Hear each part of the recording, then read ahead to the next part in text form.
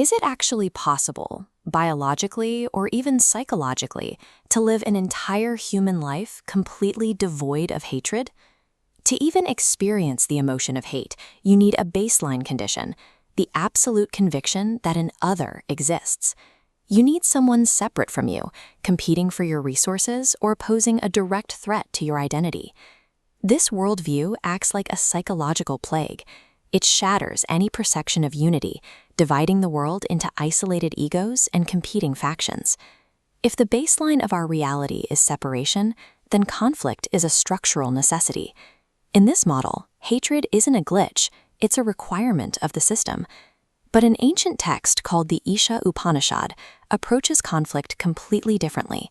Instead of trying to manage our behavior through moral rules, it aims to render the very concept of hatred structurally impossible. Originating in ancient India, the text posits that our entire hardwired perception of others is a literal delusion. The text introduces the concept of the self. In this context, the self does not mean your individual ego or your personality. It refers to a singular underlying consciousness that permeates every living thing in existence.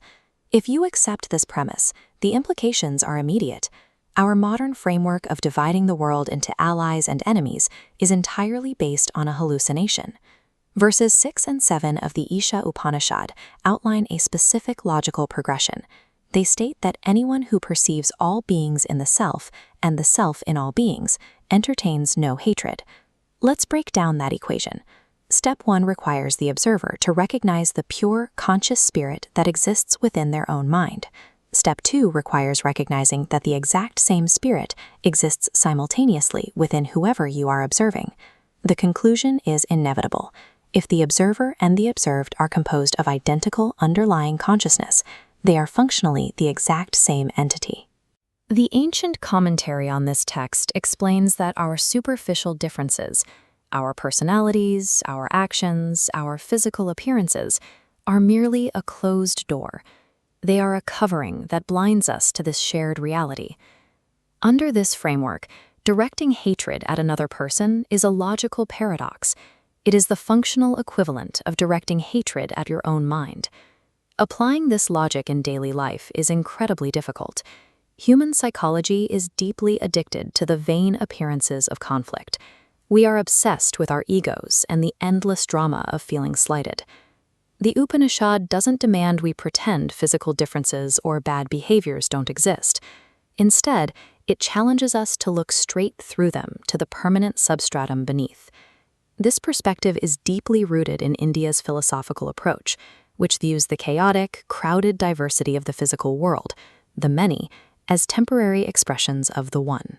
The result is dynamic even-mindedness, an active, unshakable peace that remains stable even when confronted by those we are conditioned to view as enemies. When you truly perceive that everyone shares the exact same consciousness, the ego no longer registers external threats. The defensive hostility drops away, and the cycle of grief ends entirely. So how do we actually force our brains to see this? The commentary offers an instructional story about an ancient king and a young Brahmin boy to illustrate the required effort. The king asks a very practical question. If this unified spirit exists within all things, why can't we just look around and perceive it naturally with our own eyes? The boy asks for a bowl of milk, which is then churned into butter. He points out the butter was always present, completely permeating the milk, but it remained invisible until the liquid was agitated and refined. Experiencing this unified reality doesn't require blind faith. It requires rigorous psychological effort.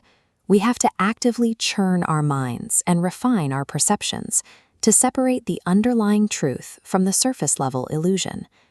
We can turn this ancient philosophy into a direct, actionable protocol for your daily routine.